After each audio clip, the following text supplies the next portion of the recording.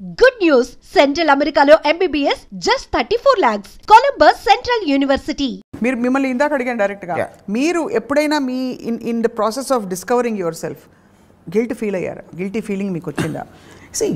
See, I don't think it's possible not to feel guilty, but I very fast come out of it. అంటే at least నేను last 20-30 yearsలో అంటే నేను రిలేషన్షిప్స్లో ఉన్నప్పుడు guilty feel అవ్వండి.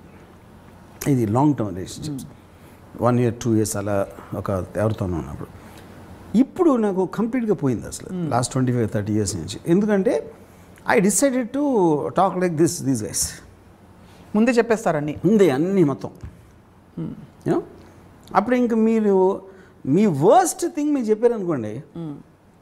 ఇప్పుడు for example okay, ఇప్పుడు నేను విడిపోయిన తర్వాత వైఫ్ తోటి ఒక 6-7 years నేను కలవలేదు నా డాటర్ని.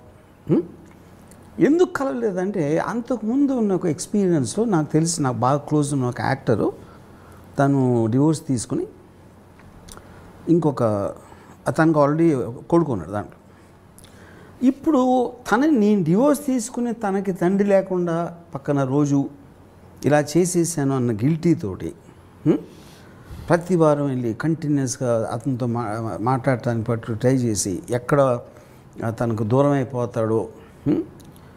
నేను అంటే తను భార్యతో తీసుకున్నాడు కానీ కొడుకుతో కాదు కదా, కొడుకు మీద అదే ఉంటుంది. ఆ గిల్ట్ నేను చూసా చాలా తనలో. అలాగే వేరే ఎగ్జాంపుల్స్ తను ఒక్కడేను కాదు. నేను దానికి ఏం చేశానంటే నేను ఆ రోజు డెసిషన్ నేను ఏం తీసుకున్నాను, నేను ఎక్కడో బాంబేలో ఉంటాను, తను మదర్ దగ్గర ఉంటాను. నేను కూడా ఉన్నా, నాకు కూడా వంటి చాలా ఇష్టం ఇవన్నీ చెప్పే బదులు నేను అసలు కంప్లీట్గా తనకు ఒక కాన్షియస్ ఏజ్ అంటే అప్పుడు ఆ టైంలో 7 or 8 అనుకున్నాం. ఒక 15 అలా వచ్చే వరకు నేను decided not to meet around. వాళ్ళు ఏమనుకోండి. ఇంకోటి ఏంటంటే ఇప్పుడు తను ఒక 18 అంటే నేను చేసి ఉండకపోవచ్చు, ఎందుకంటే కాన్షియస్నెస్ ఉంటుంది. 7 అంటే 3 రోజులు నేను ఉన్నానని మర్చిపోతుంది. అవును. 15 years వచ్చాక ఒకరోజు నేను కలిసి ఏం చెప్పానంటే, ఇప్పుడు కొంతమంది ఏంటి మా వాళ్ళు నీ గురించి ఏమో అనుకుంటారు, ఏదో చెప్పేస్తూ ఉంటారు, నీ మీద మనసు విరిగిపోతుంది, నువ్వు పెద్ద చాలా చెడ్డోడివి అని తనకు ఫీలింగ్ వచ్చేస్తుంది అని ఇంకా ఒక సినిమా టైప్లో నాకు బిల్డప్ ఇచ్చారా? ఇచ్చారు. నేను కలిసినప్పుడు ఫస్ట్ లైన్ ఏం చెప్పానంటే, అసలు ఏంటి హలో కిలో ఏమన్నాను, నా గురించి నేను ఎంత చెడ్డోడు ఎంతవరకు విన్నావో దానికన్నా 100 రెట్లు ఎక్కువ చెడ్డోన్నాను అని మీ డాక్టర్ చెప్పా. ఫస్ట్ లైన్ చెప్పాను. అది చెప్పి నేను మహాస్వార్థపరుని, నన్ను తప్ప ఇంకొకటి గురించి కేర్ చేసుకోను. మోస్ట్ ఆఫ్ ద టైం నన్ను గురించి కూడా నేను కేర్ చేసుకోను. నేను జస్ట్ ఒక జంతువులా బతుకుతున్నాను. అలా బతకడం నాకు ఇష్టం. ఒక జంతువు అంటే ఏంటో నేచర్లో బతుకుతుంది, దాని ఇష్టం వచ్చినట్టు చేస్తుంది, ఏమి లేకుండా బంధాలు గిందాలు. నేను ఆ టైప్ ఆఫ్ లైఫ్ గడపటం నాకు ఇష్టం, అది ఎంచుకొని అలా బతుకుతున్నాను. ఇప్పుడు నువ్వు నా డాటర్ కాబట్టి ఏదో నా డాటర్వా లేకపోతే నీ పేరేంటా లేకపోతే నువ్వెవరో నాకు తెలియకుండా కూడా నా ఫీలింగ్ అంతే ఉంటుంది నీ మీద. నీకు నేనంటే ఇష్టం లేకపోతే నాకు నో ప్రాబ్లం. ఎందుకంటే నాకు వేరే వాళ్ళు నన్ను ఇష్టపడితే నాకు చాలా చిరాకు వస్తుంది. ఎందుకంటే వాళ్ళ ఎక్స్పెక్టేషన్కి ఎంతో కొంత నిలబడాల్సిన ఒక రెస్పాన్సిబిలిటీ వస్తుంది. అవును. అది నాకు ఇష్టం లేదు. ఓకే, సో ఇంత ఫ్రాంక్గా నేను ఎప్పుడన్నా ఒకవేళ నువ్వు స్కూల్కి వెళ్తున్నావు, స్కూల్లో చదవట్లేదు, నేను కేర్ చేయను. ఎందుకంటే నేను స్కూల్ స్టడీస్ మీద నేను బిలీవ్ చేయను. నేను కూడా బ్యాడ్ స్టూడెంట్. నీకు ఎప్పుడన్నా జ్వరం వచ్చి హాస్పిటల్ నేను రాను, ఎందుకంటే నాకు హాస్పిటల్స్ అంటే చిరాకు. నేను చేస్తే నేను ఒక్కడే చేస్తాను ఎక్కడో ఎవరికి తెలియకుండా. సో ఇది నా లైఫ్ స్టైల్ బేసిక్గా. నేను ఎంచుకున్న లైఫ్ స్టైల్. ఆ లైఫ్ స్టైల్ వేరే వాళ్ళ కోసం నేను మార్చను. సో ఇది ఇప్పుడు ఇవన్నీ చెప్పేస్తే ఒకే ఒక మీటింగ్లో చెప్పా. సో తను ఏం చేసింది, అంత విన్నాక నేను ఒక స్పీసీస్ లాగా అనుకుంది. నేను డ్రైవ్ కూడా అక్కడికే చేశాను. ఇప్పుడు జూలో కోత ఉంటుంది, సింహం ఉంటుంది, పులి ఉంటుంది, నక్క ఉంటుంది. అది మన కోసం ఏమి చేయాలని ఏం లేదు, అవి ఉన్నాయి అంతే. జంతువులు, అందులో నేను ఒక జంతువు, నేను మనిషి రూపంలో ఉన్న ఒక జంతువుని. అప్పుడు ఇంక మీరు జంతువు నుంచి మీరు ఏం ఎక్స్పెక్ట్ చేస్తారు? ఏం ఎక్స్పెక్ట్ మా అయితే కాసేపు ఆడుకుంటారు, దాన్ని చూస్తారు, వదిలేస్తారు అంతే. నిజం కూడా అదే. ఇట్స్ నాట్ దట్ నేను తన కోసం నేను ఏమీ మార్చి చెప్పలా. అన్నిటికన్నా చెడ్డోడు. ఎందుకు చెడ్డోడు అంటే ఏంటి? ఫస్ట్ ఆఫ్ ఆల్ సమాజం దృష్టిలోనే చెడు ఉంటుంది. చెడు అనే దానికి మీనింగ్ లేదు. లేకపోతే సమాజం ఒక కంపారిటివ్ ఆస్పెక్ట్లో ఉంటుంది, రిలేటివ్. అది నేను దాన్ని కేర్ చేయను కాబట్టి. కానీ వాళ్ళు ఏమేమి చేయకూడదు అంటారో అని నేను చేస్తాను. సో బయట వాళ్ళకి తెలిసినవి కొన్ని, నాకు ఇంకా ఎక్కువ తెలుసు. అందుకని దానికన్నా ఎన్నో రెట్లు ఎక్కువ చెడ్డవాడని చెప్పాను. అది కూడా ట్రూత్ఫుల్లే. ఓకే. సో బేసిక్గా ఇలా చెప్పినప్పుడు ఏమవుతుంది, ఆటోమేటిక్గా తనకి నా మీద ఉన్న ఒక పారామీటర్ ఏదైతే వేరేగా ఫిక్స్ అవుతుంది. అలా కాకుండా నన్ను క్షమించు, ఎన్ని రోజులు నేను నీతో లేను అని ఇది చెప్పాను అనుకోండి, ఆ పారామీటర్స్ వేరే ఉంటాయి. అప్పుడు నేను మళ్ళీ చావాలి దాన్ని మెయింటైన్ చేయలేక. అంటే ఇది మీరు నిజంగా ఫీల్ అయ్యారా, లేకపోతే ఇలా ఫీల్ అవుతున్న అమ్మో గిల్ట్ వస్తుంది కాబట్టి నేను ముందే ఆ గిల్ట్ రాకుండా స్టడీ చేశాను కదా, నా పాయింట్ అది. I studied that from others. మీకు వచ్చిన ఏ నాలెడ్జ్ అయినా ఏదో మీరు బుక్ చదివారా, ఎక్స్పీరియన్స్ చేశారా, లేకపోతే మీకు తెలిసిన వాటికి జరిగిందా, లేకపోతే మీకున్న ఇంటెలిజెన్స్ తోటి అనలైజ్ చేసి ఇలా రావచ్చు అని ఊహించారా, దాంట్లోంచి వస్తుంది కదా ఎవరికైనా. సో అప్పుడు ఆ మొత్తం తప్పించుకోవడానికి ఫస్టే చెప్పేస్తే అయిపోతుంది, ఒక పని అయిపోతుంది. సో అంతా చెప్పేశారు మొత్తం. In the process you actually self acceptance. అది మిమ్మల్ని మీరు పూర్తిగా అర్థం చేసేది. అది నేను ఆల్రెడీ నేను ఏ రోజు నుంచి అయితే నేను కలవకూడదు అనుకున్నా, ఆ రోజు వచ్చింది నాకు రియలైజేషన్. తనకి చెప్పింది ఇన్ని సంవత్సరాల తర్వాత అవ్వచ్చు. అందుకని ఏమైంది, నేను కూడా ఈ 7 yearsలో ఎప్పుడు తనకి చూడాలని కానీ మిస్ అయ్యిందని నేను ఎవరిని మిస్ అవ్వను అసలు. చాలామంది ఈ గిల్ట్కి ఒక పరిష్కారం వెతుక్కునే క్రమంలో ఇతర మంచి పనులు చేస్తూ ఉంటారు. సో ఫర్ ఎగ్జాంపుల్, నేను సరే బయట ఎఫర్ పెట్టుకున్నాను మీరు అన్నట్టుగా ఎవరో మగవాడు వచ్చి, బట్ భార్యను మాత్రం పువ్వుల్లో పెట్టి చూసుకుంటా అనేవాళ్ళు మెజారిటీ ఉంటారు. So you think that's a solution? అది ఇప్పుడు పువ్వుల్లో పెట్టి చూసుకుంటా అనే మాట ఫస్ట్ ఆఫ్ ఆల్ పువ్వుల్లో పెట్టుకుని చూసుకుంటే వాళ్ళకి తుమ్ములు వస్తాయి. అది ఫిగరేటివ్ స్పీచ్ నేను చెప్తున్నా. మా అయితే ఏంటి, వాళ్ళకి కావాల్సిన డబ్బులు ఇచ్చేస్తారు, వాళ్ళకి కారు గీరు అన్నీ ఇచ్చేస్తారు, వీళ్ళు చేసి వీళ్ళు చేసుకుంటారు. పాయింట్ అక్కడ ఏంటి, మీకు బ్రీచ్ ఆఫ్ ట్రస్ట్ అది నీకు అన్నీ ఇచ్చేసి నువ్వు చూసుకుంటావు, నా పని నేను చూసుకుంటాను అంటే that is not the point కదా. అవును. If you are hiding that fact you will feel that. Okay, మీరు కన్వీనియన్స్ కోసం చెప్పరు, ఒకసారి దాస్తారు. ఓకే, సో గిల్టీ ఫీలింగ్ అనేది మీకు మీరు తెచ్చుకుంటే వస్తుంది, వేరే వాళ్ళు ఇవ్వలేరు. వేరే వాళ్ళు ఎవరన్నా నన్ను అంటే నీ పని నువ్వు చూసుకుంటా, నేనే ఫీల్ అవ్వాలి. ప్రతి మనిషి కూడా గిల్టీ ఫీలింగ్ తనే ఫీల్ అవ్వాలి, కానీ ఇంకోళ్ళు పెట్టలేరు. అది ఇంకోళ్ళు పెట్టినప్పుడు క్రిమినల్ గిల్ట్ అవుతుంది. అది ఈ గిల్ట్ ఇంకా డేంజరస్, ఇంకా మనలో ఉన్న గిల్ట్ ఇదే డేంజరస్. అది చక్కగా పుట్టి పెరిగి పెద్దదవుతుంది. సో ఇలా గిల్టీ ఫీల్ అవ్వడం ఒక నిజంగా చూస్తే ఒక విధంగా విచక్షణ. మంచి చెడు అని మనకి సమాజంలో, మతంలో, వాటిల్లో చెప్పబడిన విషయాలకి ఇది ఒక విధమైన చెక్.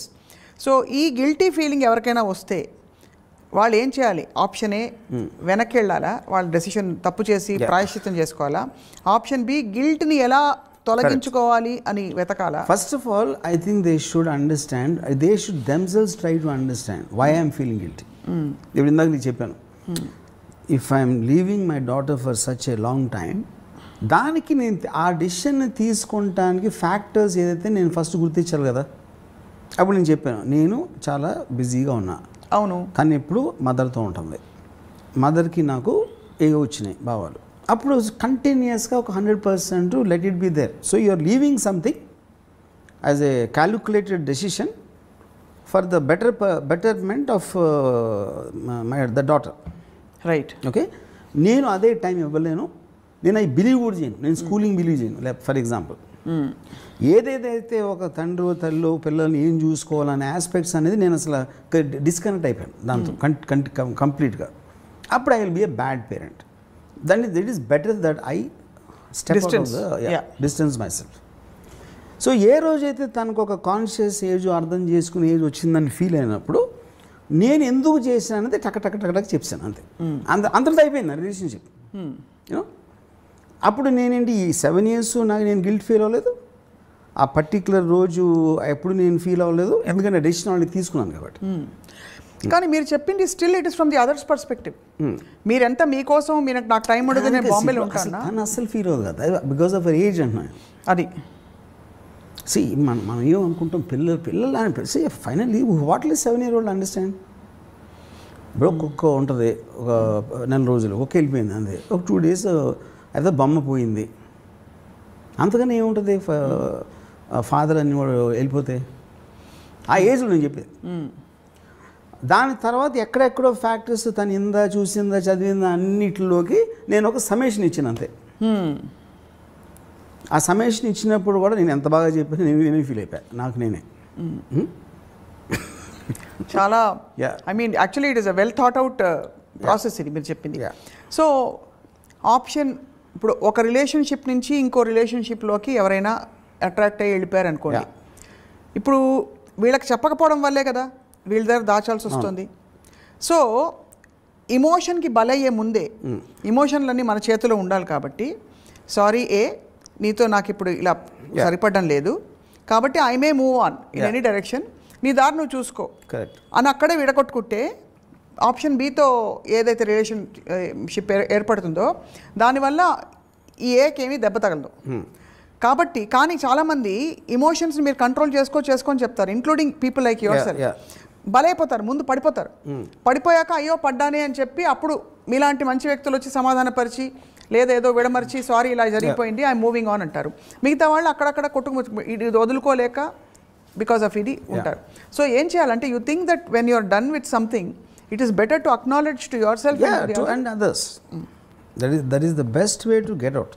ఇది మీరు చెప్పింది ఏంటంటే అన్ప్లెజెంట్ సిచ్యువేషన్ అవాయిడ్ చేస్తారు, రియాక్షన్ ఎలా ఉంటుందో తెలియదు. కరెక్ట్.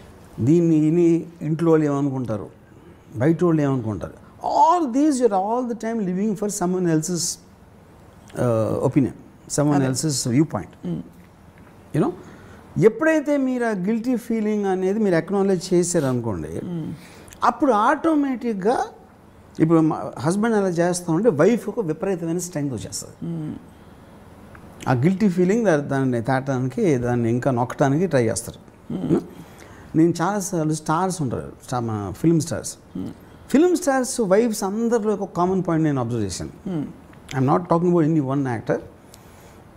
వాళ్ళందరూ కూడా ఏంటి, వీళ్ళు వెళ్ళి అందమైన హీరోయిన్లతో ఉంటారు, బయట అవుట్డోర్కి వెళ్తూ ఉంటారు, అక్కడికి వెళ్తూ ఉంటారు. అవును, ఒక రకంగా వాళ్ళ ఫేసెస్లో ఒక హార్డ్నెస్ వచ్చేస్తుంది. హార్డ్నెస్ అంటే ఒక చిన్న దర్పం, అంటే ఏదో చిన్న అంటే నేను భార్యని వాళ్ళ అందరూ ఇది అని ఇంకా వాళ్ళని నొక్కడానికి ట్రై చేస్తారు. ఆ పిల్లలు చూపించో ఇది చూపించో లెజిటిమేట్లీ వెడ్ వైఫ్ ఇలాంటి ఆస్పెక్ట్స్ అని. ఓకే, ఇప్పుడు దాంట్లో కొంతమంది దాన్ని ఓవర్కమ్ చేయొచ్చు, లేకపోతే సకం అవ్వచ్చు, లేకపోతే ఫీల్ అవ్వచ్చు, ఏమైనా అవ్వచ్చు. బాటమ్ లైన్ ఏంటంటే ఒక వైఫ్ ఫీల్ అయినంత strength other women will never feel because of being guilty. అంటే తను క్రిమినల్లా ఫీల్ అవుతుంది. సో నాకు తెలిసిన ఒక పర్టికులర్ రిలేషన్షిప్లో నేను వైఫ్ అలా మాట్లాడుతాను నాతో తన హస్బెండ్ గురించి. నన్ను నా ఉద్దేశంలో నువ్వు గిల్టీ ఫీల్ అవ్వాలి, వాళ్ళు కాదన్న. ఎందుకంటే నీ పర్సనాలిటీ మూలనే వాళ్ళు అక్కడికి వెళ్ళిపోయాడు అని ఎందుకు అనుకోకూడదన్న. అంతే కదా. ఇప్పుడు తప్పు వాళ్ళలో ఉందా, నువ్వు చేసిన దాన్ని భరించలేక ఆడు వెళ్ళిపోతే ఆళ్ళు ఉందా అని ఎవరు చెప్తారు దానికి సమాధానం అన్న. కేవలం నువ్వు పేరు భార్య అని లేబుల్ ఉంది, అక్కడ భర్త అనే లేబుల్ కాదు కదా. నువ్వు ఒక స్పెసిఫిక్ పర్సన్, నువ్వు ఎలా మాట్లాడుతున్నావు, ఏం చేస్తున్నావు, ఎలా డీల్ చేస్తున్నావు అనేది కూడా it's a part of the deal. All the భార్యలు వోంట్ బి ది సేమ్. కానీ మీరు భార్య అని ఒకదానికి లేబుల్ ఇచ్చేసి దాని నుంచి మీరు గిల్ట్ తేవాలంటే మీనింగ్ లేదు అక్కడ. అదే మీరు భర్తలకు కూడా చెప్తారుగా, సేమ్ భార్యలు వెళ్ళిపోతే ఎలా? 100%. నువ్వేం చేస్తావు, సరిగ్గా చూసుకోలేదా మీ ఆవిడ్ని? ఫర్ ఎగ్జాంపుల్ నాకు తెలిసిన ఒక person, she got married 6 months she wanted divorce. Reason ఏం చెప్పింది అమ్మాయి, హీస్ బోరింగ్ అయిపోయింది. బోరింగ్ అంత సింప్లిస్టిక్ ఎక్స్ప్లెనేషన్ చెప్పండి చూసేటప్పుడు ఆడికి ఏదో ఎఫ్ఐఆర్ ఉంది, లేకపోతే ఏదో చేస్తున్నాడు, ఏదో చేయట్లేదు, హీస్ ఎ బోరింగ్ పర్సన్ అని. బోరింగ్ పర్సన్తో మీరు ఎలా బతుకుతారండి అసలు చెప్పండి ఇంట్లో? కానీ తిట్టడు కొట్టడు ఈ క్వాలిఫికేషన్స్ చాలు కదా అనిపిస్తుంది కదా. నేను అదే అంటున్నా, see anything if you dislike to be with a person, uncomfortable or getting bored, or it is not interesting, or you met somebody else more interesting, you should move on. Cell phone లాగా అలా better model వచ్చింది, iOS 13 12 ఇట్లా కాదు.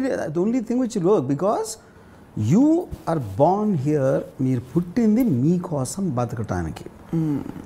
అది మీరు అంటే ఒకవేళ మీ భార్య అయితే మీ భర్త కానీ మీ పిల్లలు కానీ మీ వేరే మా పేరెంట్స్ అవ్వచ్చు, పక్క వాళ్ళు అవ్వచ్చు, కలీగ్స్ అవ్వచ్చు, వాళ్ళందరి కోసం బతకట్లా. వాళ్ళు మీ హ్యాపీనెస్ని ఇంకరేజ్ చేసే సాధనం వాళ్ళు ఏమన్నా ఇస్తే మీకు రిలేషన్షిప్ ఉండాలి. ఎప్పుడైతే 1% వాళ్ళు తగ్గించారో అని వదిలేదు. Because you are basically losing the very purpose of your life. Right. Yeah. In the context of relationships, I am treading on something very controversial. Polygamy అనే ఒక కాన్సెప్ట్ని ఒక్క మహాభారతంలో ద్రౌపది విషయంలో తప్ప అసలు ఎక్కడ మనం పాలియాండ్రీ చూడలేదు, ఎక్కడ చూడలేదు. సో ఐ జస్ట్ వండర్ మనకి what do our values from the past teachers in the context of this? Yeah, but value again is the same problem, no? Value and a word itself is again coming into the moral aspect. అది మహాభారతంలో values లేవు. లేవా? అది చెప్తున్నా కదా. ఇప్పుడు ద్రౌపదికి ఎవరిని తీసుకొచ్చినా అందరూ కలుసుకుని తీసుకోవాలి అనే ఆస్పెక్ట్ ఏదైతే వచ్చిందో అది మీరు ఇప్పుడు కాంటెంపరీ సొసైటీ చెప్పండి, కొడతారు, పట్టుకునేది రాళ్ళు పెట్టి కొడతారు ఎవరైనా చేస్తే. అలాగే మన మహాభారతం కాబట్టి మనం క్వశ్చన్ చేయట్లేదు అది బేసిక్గా. సో మహాభారతంలో ట్రెచరీ ఉంటుంది, అన్నదమ్ములు కొట్టుకుంటున్నారు, లేకపోతే ఈ మొత్తం చుట్టాల్లో వీళ్ళకి లాయల్టీ, లేకపోతే గ్రాటిట్యూడ్, లేకపోతే బిట్రేయల్, నమ్మక ద్రోహాలు అన్నీ ఉంటాయి కదా మహాభారతంలో. మహాభారతం నిండా ఉన్న క్యారెక్టర్స్ అందరికీ వాల్యూస్ అనేవి ఉండవు అసలు బేసిక్గా, ఎక్సెప్ట్ ఫర్ శ్రీకృష్ణుడు అసలు లేదు కదా. పాండవులకి అంటే ఇప్పుడు శ్రీకృష్ణుడు కూడా కూర్చుని అర్జునుడిని చూసి కూడా దుర్యోధనుని చూసి కూడా ముందుగా వచ్చి తీవు అని పాండవులకి డెలిబరేట్గా హెల్ప్ చేయడానికి దుర్యోధనుడికి అబద్ధం చెప్పినట్టే కదా, it is clear in Mahabharatam. తను పాండవుల్ని ఫేవర్ చేశాడు అంతే. పాండవులు ఎందుకు హీరోలు దుర్యోధనులు కాదు అంటే అది కవి తీసుకున్నాడు వాళ్ళ సైడ్ అంతే. వాళ్ళేం ప్రూవ్ చేయలేదు కదా. పాండవులు వాళ్ళలో గొప్ప లక్షణాలు ఉన్నాయి, గొప్ప గుణాలు ఉన్నాయి, మనందరికీ ఉండవలసిన గుణాలు ఉన్నాయి, అలవర్చుకోవాల్సిన. ఏం గుణం ఉందన్న, ధర్మరాజు జోసంలో భార్యని నమ్మేశాడు, ఇచ్చేసాడు, అది గుణమా? ఏంటి గుణం? ఇచ్చిన మాట తప్పకూడదు. అర్జునుడిని ప్రేమించి వస్తే మదర్ ఎవరో చెప్పారని అందరికీ అది గుణమా? ఏంటి గుణం దాంట్లో? అది స్టోరీ అంతే. మీరు మహాభారతంలోని ఉన్న గుణాలు యాజ్ ఇట్ ఈజ్గా పాటిస్తే సొసైటీ కొలాప్స్ అయిపోతుంది అసలు. Society. So anyway I think Mahabharatam is first of all మన కాంటెక్స్ట్ లేదు ఇప్పుడు ఉన్న. అంటే మనకి గిల్ట్ అనే ఒక ఆస్పెక్ట్ ఎక్కడి నుంచి మనకి మహాభారతం వాల్యూస్ మనకి ఇవ్వట్లా. కజిన్స్ని కొట్టుకోమని ఎవరు చెప్పట్లా ప్రాపర్టీ కోసం. కజిన్స్ని నరుక్కోమని ఎవరైనా చెప్తారా ఇప్పుడున్న సొసైటీలో? ఎవరు చెప్పారు? ఎవరైనా సరే వాళ్ళ ప్రాపర్టీ ఇవ్వను అంటే యుద్ధానికి వెళ్ళి తొడలు పగలు కొట్టి లేకపోతే బుర్ర పగలు కొట్టి అలాంటి ఎవరైనా ప్రీచ్ చేస్తారు, చేయరు కదా. So Mahabharatam is not about values, it's a story. So let's leave that. ఇప్పుడు మనం ఉన్న కాంటెంపరీ సొసైటీలో ఉన్న వాల్యూస్ మాట్లాడుతున్నాం. భార్య భర్తలు ఎప్పటికీ ఉండిపోవాలి, అదొక వాల్యూ. బయట you can't have, should not have an affair value. పెద్ద ఈ వాల్యూస్ అన్ని మనం ఇప్పుడు పెట్టుకున్నాం. మహారాజులు ఎప్పుడు పాటించరు అది. వరల్డ్ హిస్టరీ కూడా మీరు చూడండి. ఈ వాల్యూస్ మీకు ఫ్యామిలీస్ని సొసైటీని కోహెషన్ చేయడానికి పనికొస్తాయి. సో ఇన్ అదర్ వర్డ్స్ మీరు అనేది ఆ కాలంలో గిల్ట్ అనే కాన్సెప్ట్ ఉండేది కాదు. కాలం నాకు తెలియదు. మహాభారతం ఎవరైతే టాప్ ఆఫ్ ద లైన్లో ఉన్నారో పవర్ఫుల్ పీపుల్ వాళ్ళ స్టోరీ కదా మనం ఉన్నది. ఇప్పుడు హస్తినాపురంలో జనాలందరూ మనలాంటి ఉంటారు. మళ్ళీ ఇది మనం ఇప్పుడు ఏదైతే వాల్యూస్ అంటున్నాం, అవును, వాల్యూస్ పై వాళ్ళకి వర్తించవు ఎప్పుడు, ఎందుకంటే నాకు పవర్ ఉంది కాబట్టి. ఇప్పుడు పాయింట్కి వచ్చాను, అది అడుగుతున్నా నేను. వాల్యూస్ ఎవరెవరికి వర్తింపజేస్తారు అంటే ఈ గిల్ట్ ఉండడానికి ఉండకపోవడం టైం గిల్ట్ అనేది మిడిల్ క్లాస్కి ఉంటుంది, హై క్లాస్ వాళ్ళకి ఉండదు, లో క్లాస్ పాయింట్కి. అది మిడిల్ క్లాస్ వాళ్ళు ఒక త్రిశంకు ఏరియాలో ఉంటారు. అంటే అటు తెగించలేరు, ఎందుకంటే మీ పవర్ ఉందనుకోండి పట్టించుకోరు. ఇప్పుడు ఫర్ ఎగ్జాంపుల్ ఒక యూపీలో సమాజ్వాదీ పార్టీ చాలా ఫేమస్ ఒక ఎంపీ, అవును, ప్రవీణ్ మహాజన్ ఏదో ఉంది పేరు మర్చిపోయాను, దీపక్ మహాజన్. తను ఫామ్ హౌస్లో ఉన్నప్పుడు ఎవరు నలుగురు వచ్చి చంపేశారు, నలుగురు వచ్చి గన్తో షూట్ చేసి చంపేశారు. పోలీస్ ఇన్వెస్టిగేషన్లో తెలియదు ఏంటంటే తను ఓన్ వైఫ్ కొడుకు ఇచ్చారంట కాంట్రాక్ట్ చంపడానికి, ఫాదర్ని భర్తని. అది ఎందుకు జరిగిందంటే ఈయనకి ఎవరో ఒక యంగ్ అమ్మాయితో ఎఫ్ఐఆర్ స్టార్ట్ అయింది. స్టార్ట్ వీళ్ళు కన్ఫ్రంట్ చేస్తే అది నా ఇష్టం, మీరు బయటకు వెళ్ళండి, నోరు మూసుకుండండి, లేకపోతే బయటకు వెళ్ళండి, నా ఆస్తంతా తన పేరు రాసిస్తానని చెప్పాడు. అదొక డెడ్ లైన్ అయిపోయింది. ఎక్కడ అమ్మాయికి రాసి ఇచ్చేస్తాడో అన్న భయంతో వీళ్ళు ఆ రాసి ఉండే ఆ టైం లైన్ ఉంది కాబట్టి వీళ్ళు ఏదో కింద మీద పడి ఒక కాంట్రాక్ట్ కిల్లర్ని పట్టుకుని అది చేయించారు. ఇప్పుడు ఇక్కడ మెయిన్ థింగ్ ఏంటి, వాడికి డబ్బు ఉంది, ఆడి డబ్బు అది, బారిలో కుక్కిని పోయినా పడుండు, నేను నా ఇష్టం వచ్చినట్టు చేస్తా అని ఆడు ఆర్డర్ ఇచ్చాడు మహారాజులాగా. అప్పుడు వీళ్ళు యుద్ధానికి వెళ్ళారు, వీళ్ళు కొన్న మేరకి వీళ్ళేమో యుద్ధం చేశారు. యూనో ఇక్కడ ఏంటి, వాడికి గిల్టీ అవసరం లేదు కదా, ఎందుకంటే పవర్ఫుల్ మ్యాన్. అవును, ఇప్పుడు సూపర్ మ్యాన్కి ఫిలాసఫీ అవసరం లేదు. ఫిలాసఫీ ఎవరికి కావాలి, బలం లేనప్పుడు కావాలి మీకు, అర్థం చేసుకుని దాన్ని ఫీల్ అయ్యి దాన్ని ఏదైనా చేసుకోవడానికి. మీ దగ్గర ఎవరిని ఏమన్నా చేసిన బలం ఉన్నప్పుడు మీరు పట్టించుకోరు అసలు.